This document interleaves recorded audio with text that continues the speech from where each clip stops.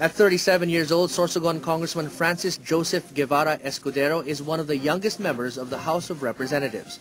He earned his bachelor's degree in political science and in law at the University of the Philippines, and later went to Georgetown University Law Center in Washington for his master's degree in international and comparative law. He is the Secretary General of the opposition party UNO. Married to Christine Elizabeth Flores, he was one of the outstanding young men of 2005 for youth leadership.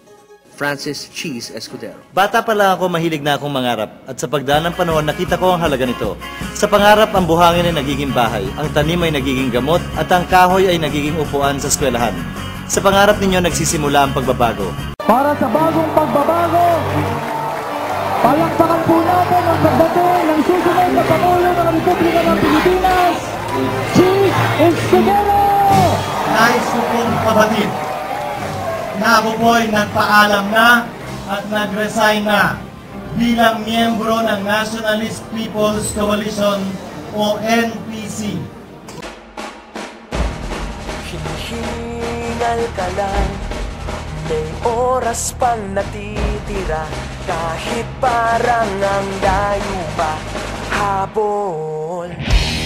Kung harangan ka man, sumalakay man mga bantay, lahat kami maghihintay. Habol, habol, dehado kung dehado, para saan pang magagalos mo kung titiklop ka lang, titiklop ka lang. Matalo kung matalo, huwag ka sanang magkakamali, subuko na lang.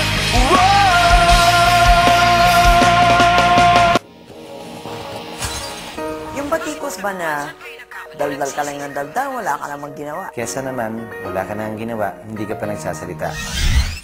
Ang puso